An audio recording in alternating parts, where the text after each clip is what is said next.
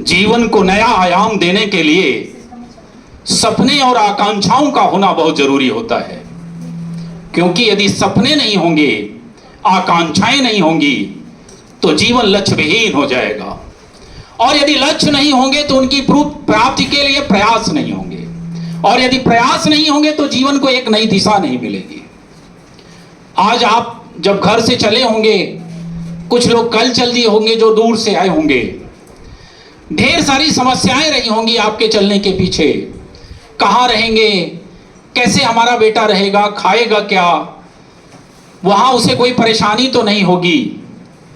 और बहुत सारे अभिभावकों के आंखों में आंसू भी रहे होंगे, क्योंकि उन्होंने अपने बच्चे को पहली बार शहर से बाहर भेजा होगा। बहुत सारे अभिभावकों के पास यहां पहुंचाने के लिए पैसे भी नहीं रहे होंगे। बहुत सारे अभिभावकों के पास आपको देने के लिए फीस नहीं रही होगी, लेकिन किसी से उधार लेकर, किसी से मांग कर, किसी के सामने हाथ जोड़कर, इस अपेक्षा के साथ आपको यहां भेजा गया है कि आप एक दिन एक बड़ा इंजीनियर बनेंगे और उस परिवार को एक नया मुकाम देंगे। आपको इंजीनियर बनाने के लिए यह संस्थान पूरी क्षमता के साथ आपका साथ देगा। 22 तारीख तक यह इंडक्शन प्रोग्राम चलेगा।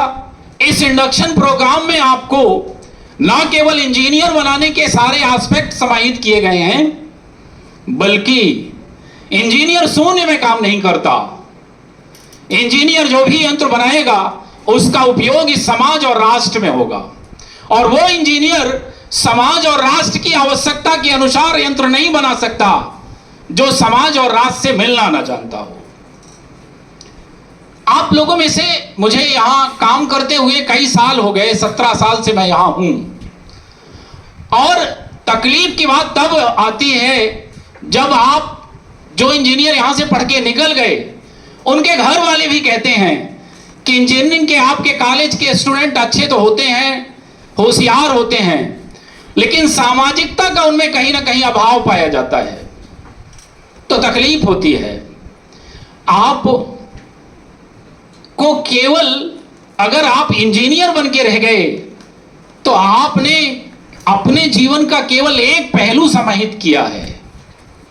जीवन में केवल नौकरी नहीं करना, आपको केवल पैसा नहीं कमाना, आपको अच्छा पुत्र भी बनना है, आपको अच्छा भाई भी बनना है, आपको समाज का अच्छा नागरिक भी बनना है, आपको इस राष्ट्र का जिम्मेदार नागरिक भी बनना है।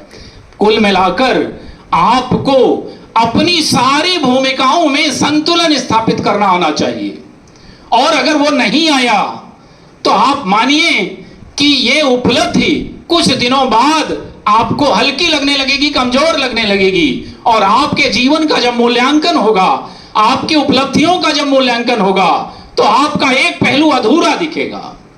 इसलिए आप अभी लर्निंग फेज में हैं, आपको अपने जीवन को एक नया मुकाम देना है। हमारा काम है आपको बताना, आपका काम है वो सारे गुण अपने आप में समाहित करना। केवल ज्ञान का भंडारण करना शिक्षा नहीं है।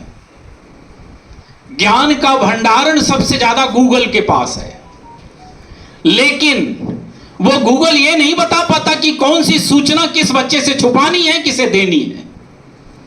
इसलिए ज्ञान के साथ साथ सूचनाओं के भंडार के साथ जब तक विवेक का समाविष्ट नहीं होगा, वो विवेक ऐसा नहीं आएगा कि हमें क्या करना है और क्या नहीं करना, भावनाओं का कितना प्रदर्शन करना है और भावनाएं कितनी रोकनी है, तब तक आपका जो ज्ञान है वो पूरी तरह से सार्थकता की स्थिति में नहीं पहुंच पाएगा।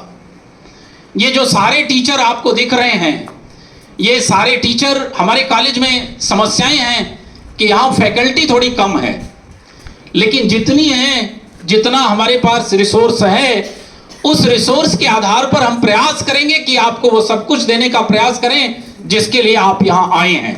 आपके हर सपने को पूरा करने के लिए हम अपना 100% आपको देने का प्रयास करें, लेकिन गुरु से महत्वपूर्ण हमेशा शिक्षक होता है।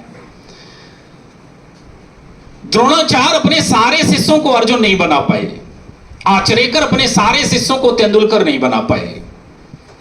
शिक्षक वही होता है, उसी तरह क्लास में पढ़ाता है।